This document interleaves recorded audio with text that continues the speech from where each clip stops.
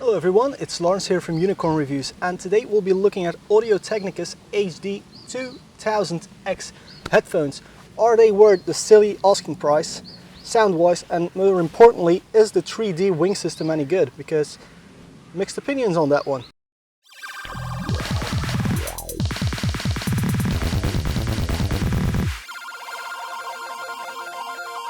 The AD2000X stands for Audio-Technica Headset, Air Dynamic because it's an open headphone, 2000 because it's their highest range, it should be twice as good as the 1000, and then the X because it's the second model already. There was also a normal AD2000.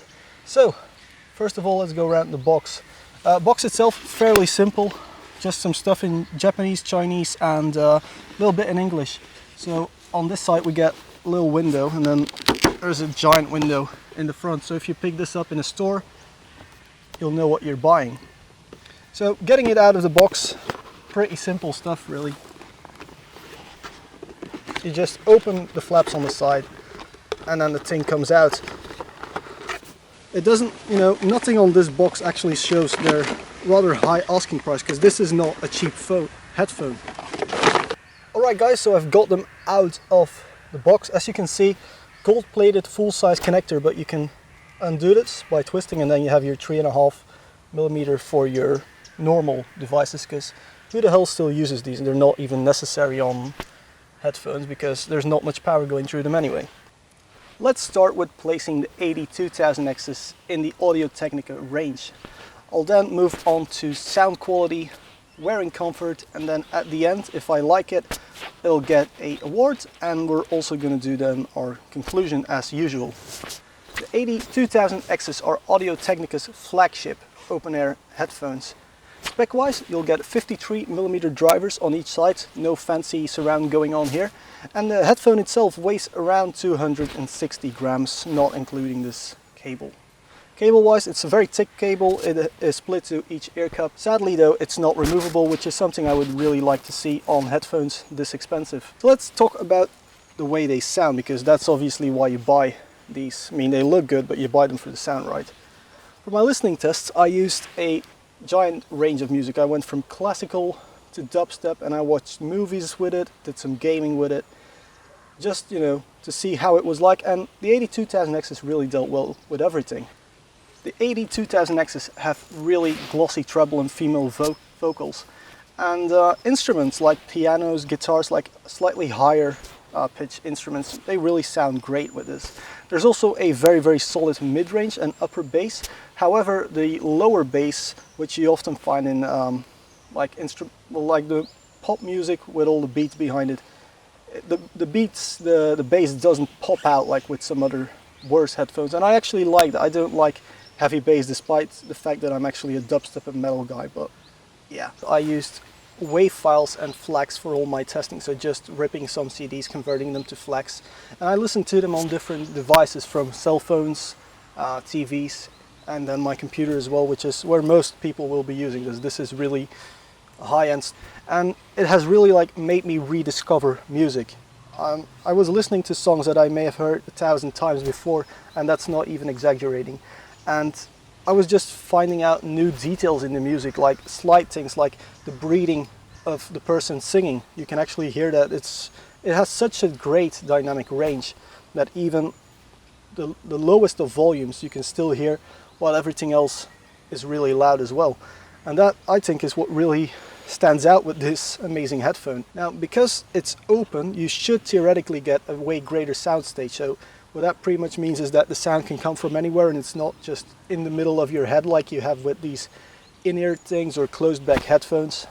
And to be honest, it didn't do that as much as I expected, but Audio-Technica also says that, because what they really want to do is they want to up the dynamic range a lot, instead of just having a great soundstage. But the soundstage though is still very good. Alright, so keeping the brilliant sound in mind, how does it actually feel to wear it? Is this 3D wing system, because it uses this really weird wing system. It kind of reminds me of the SteelSeries Siberias, which are about 20 times cheaper than this one. Also, I got moss all over my ear cups. The ear cups though, comfort wise, because that's the part I'm talking about right now, As you can see, the drivers themselves aren't angled, but I don't even know if you guys can see this, but there's leather here and they angled the ear cups themselves.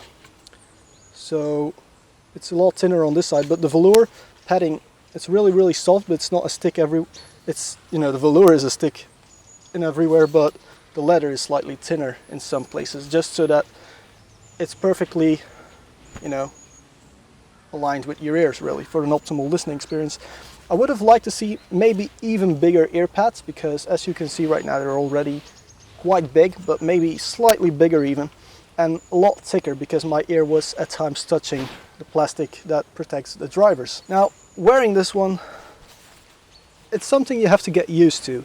So at first you might find that it sags down a lot, and it just takes time to get used to them because you don't have something in the center of your head.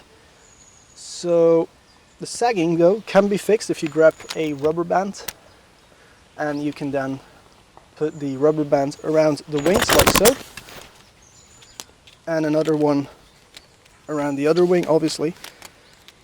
And right now they actually rest on the top of your head, whereas the wing design makes it rest on the side of your head. But now there's a lot more clamping force, and I did actually find it more comfortable to wear without the rubber band trick. So I didn't use that one for more than 10 minutes, because the first half hour with these I didn't really like. They were so uncomfortable, but you have to like put them on your head and then, in my case, tilt them a little bit. Now, it is very comfortable once you're used to it, and the velour is so soft, it's like they're cuddling your ears all the time.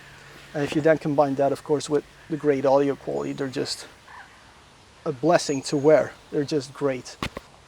Now, one of the important things with these is that they're AD, so Air Dynamic, which means they're open design. There's no plastic or metal bit covering, or wood even, covering the side of your ear. And what this means is that I can be listening to music standing in this field right here, but I can still hear the birds around me. If I was in a working environment, while people would hear what I'm listening to, I can also hear them. So you don't have to put them on and off all the time, because you can still talk to people with them on.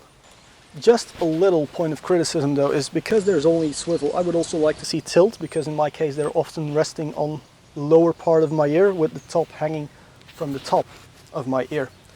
So with all that in mind, I think it's time to give it an award and do the conclusion on the AD2000Xs.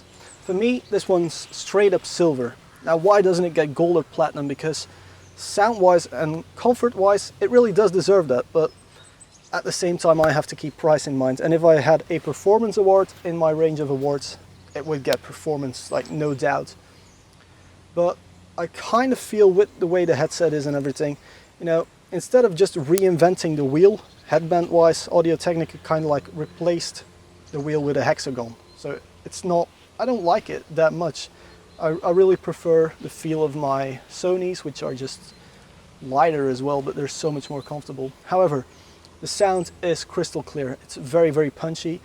All the sounds in all the ranges is incredible, other than like the lower bass. It doesn't really pop out. But then again, I don't expect it to pop out, because that's the reason I bought this one. So, if you like this video, please press the like button. If you dislike the video, press the dislike button. Subscribe to Unicorn Reviews for more videos. Probably not like this, because I don't go outside an awful lot with technology. But yeah, if you have any stronger feelings, or if you have any questions for me, feel free to ask them below here in the comments area. Read the description, guys, and thank you all very much for watching.